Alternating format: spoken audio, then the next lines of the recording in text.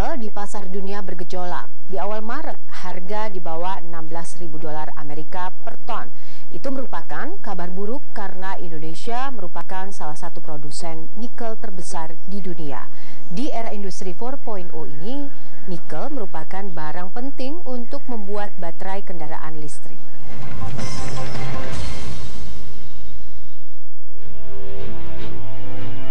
Indonesia kaya akan nikel. Kementerian ESDM mencatat hingga Juli 2020 total neraca sumber daya biji nikel yang kita punya mencapai 11,88 miliar ton. Sedangkan total sumber daya logam nikel sebesar 174 juta ton.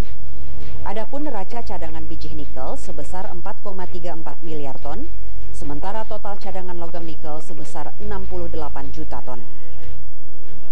Data ini dikumpulkan dari 328 lokasi di negeri kita. Sulawesi Tengah, Sulawesi Tenggara, dan Maluku Utara menjadi 3 provinsi dengan sumber daya dan cadangan nikel terbesar.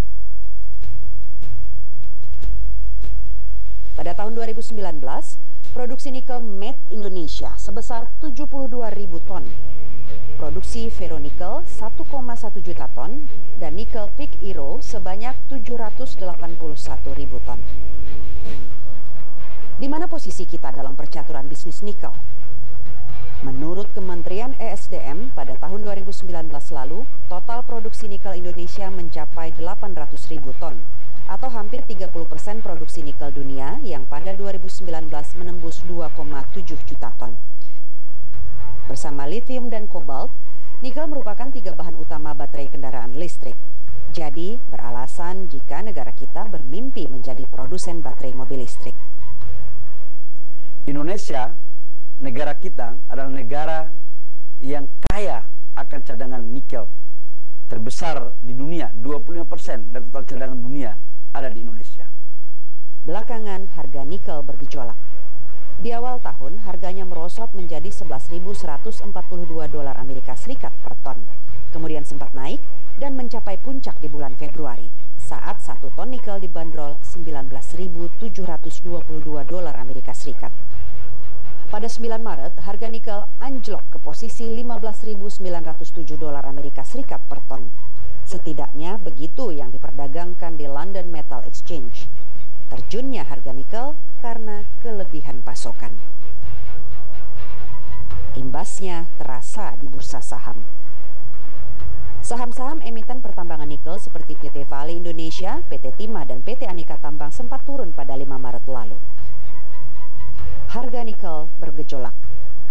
Tapi itu tidak mempengaruhi rencana pemerintah membentuk induk usaha atau holding baterai bernama Indonesia Battery Corporation.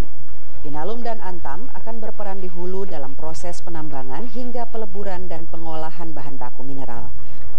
Sedangkan Pertamina dan PLN diplot di sisi hilir, yaitu mengurus proses produksi prekursor, katoda, baterai sel, dan baterai pack hingga ke penyimpanan.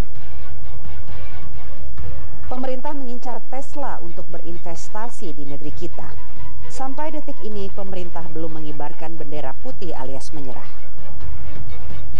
Perusahaan milik Elon Musk itu kabarnya berminat mendirikan Public Energy Storage System atau ISS. Ini adalah sebuah proyek yang sebelumnya berhasil dijalankan Tesla di Australia.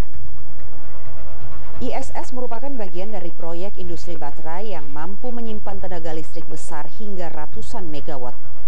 Selain itu, ISS dapat menjadi stabilisator atau untuk pengganti pembangkit peaker atau penopang beban puncak. Beberapa bulan lalu, Indonesia telah menandatangani nota kesepahaman atau MOU dengan LG Energy Solution. Ini tak lain perusahaan baterai kendaraan listrik asal Korea Selatan.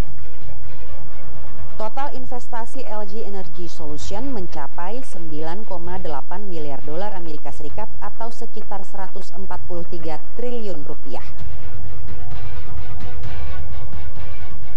Pemerintah Indonesia telah melakukan penandatanganan MOU dengan LG Group, di mana LG juga menggandeng beberapa perusahaan, salah satu diantaranya adalah Hyundai. Itu kita sudah melakukan tanda tangan MOU untuk pembangunan pabrik listrik yang terintegrasi dari hulu ke hilir. Dunia telah berubah. Peran baterai termasuk sebagai piranti penting dalam kendaraan listrik bakal lebih menentukan arah dunia. Ada yang bilang, siapa menguasai baterai, dia akan menguasai dunia.